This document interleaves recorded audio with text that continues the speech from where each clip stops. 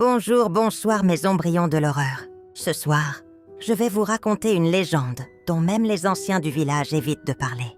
Une histoire si lourde que même le vent semble retenir son souffle quand on la prononce. On l'appelle... On raconte qu'autrefois, dans un petit village de pêcheurs au bord du lac, vivait une jeune femme appelée Amina. Douce, belle et enceinte de 8 mois. Mais son bonheur a éveillé la jalousie de sa belle famille, qui refusait l'enfant. Une nuit, alors que la lune était rouge comme du sang, ils l'ont emmenée près des rochers et ils ne l'ont jamais laissé revenir. Son corps n'a jamais été retrouvé. Le lac l'a gardé pour lui. Mais ses pleurs, eux, n'ont jamais cessé. Des années plus tard, les pêcheurs ont commencé à entendre, très tard dans la nuit, un sanglot déchirant. Au début, ils pensaient que ce n'était que le vent. Mais un soir, un jeune pêcheur nommé Karim a aperçu une silhouette debout dans l'eau. Les cheveux dégoulinants, le ventre gonflé d'un enfant qu'elle n'a jamais pu mettre au monde. Il a crié. Elle a levé la tête. Ses yeux étaient blancs, entièrement. Et elle a murmuré « Rudisham Toto Wangu, rends-moi mon enfant ». Le lendemain, on a retrouvé la barque de Karim, mais pas son corps. Depuis ce jour, une règle a été imposée. Personne n'a le droit de s'approcher du lac après minuit. Les anciens disent que chaque fois qu'elle apparaît, elle cherche quelqu'un qui ressemble à son enfant perdu, quelqu'un qui respire encore, quelqu'un qu'elle peut remplacer. Ceux qu'elle choisit sont retrouvés avec les vêtements trempés, posés sur la rive. Mais leur corps, jamais. Il y a quelques années, une jeune touriste française, Léa, a brisé les règles. Elle a entendu les pleurs la nuit et a pensé qu'une femme avait besoin d'aide. Elle a allumé sa caméra, elle s'est approchée de l'eau et a enregistré tout. Sur la vidéo, on voit Léa dire « Il y a quelqu'un ». Elle pleure. Puis l'image tremble. On voit une silhouette sortir de l'eau. Lentement, trop lentement, comme si ses os se brisaient à chaque mouvement. La caméra tombe. Un cri. Puis, plus rien. La caméra a été retrouvée sur la rive au petit matin. Mais Léa, jamais. La dernière phrase enregistrée dans un murmure incompréhensible était « Mtoto wangu, ou Mefika, mon enfant. Tu es enfin là. » Aujourd'hui encore, ceux qui vivent près du lac racontent que certaines nuits, quand l'eau devient noire comme du goudron, on peut voir une silhouette marcher sur la rive. Des gouttes d'eau tombent derrière elle, comme si elle venait tout juste de sortir des profondeurs. On dit aussi que si tu entends ses pleurs, tu dois fermer les yeux, ne jamais la regarder. Jamais, parce qu'Amina ne cherche plus son enfant.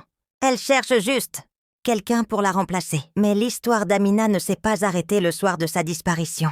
Non, son absence a ouvert une plaie que même le temps n'a jamais réussi à refermer. Pendant des mois, puis des années, ses parents ont tout cherché.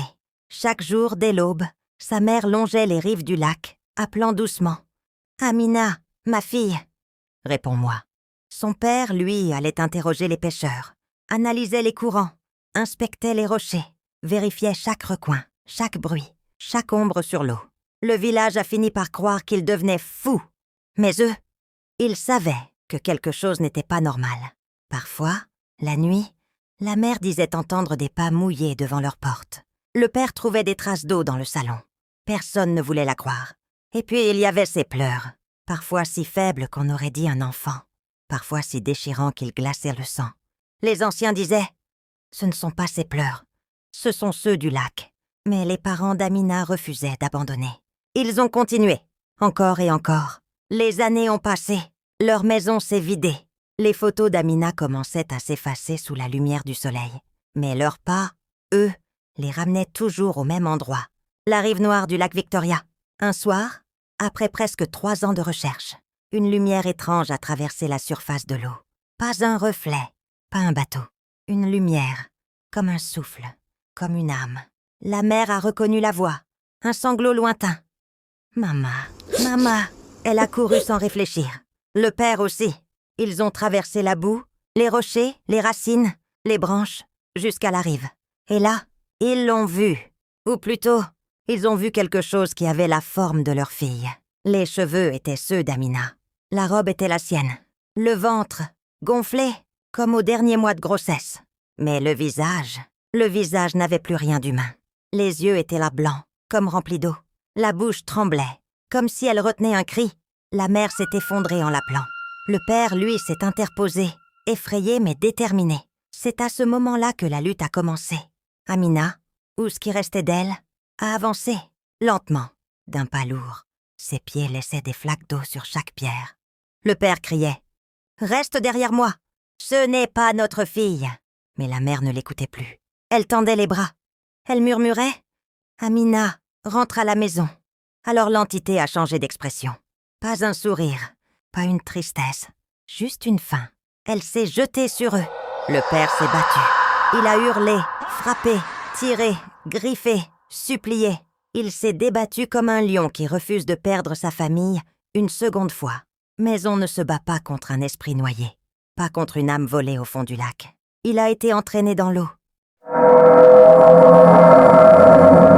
D'un coup sec, sans un cri, sans une chance. La mère, elle, est restée immobile, figée, les yeux vides, l'esprit brisé. Certains pêcheurs jurent encore la voir aujourd'hui, marchant au bord du lac, répétant sans cesse « Ce n'était pas ma fille. Ce n'était pas ma fille. » C'est ce jour-là que le village a compris. On ne doit jamais se frotter à ce que nos yeux ne comprennent pas. Jamais! Si tu veux d'autres histoires inspirées de vraies légendes terrifiantes, abonne-toi Maison Briand. Ça me donne la force de continuer à fouiller dans l'obscurité.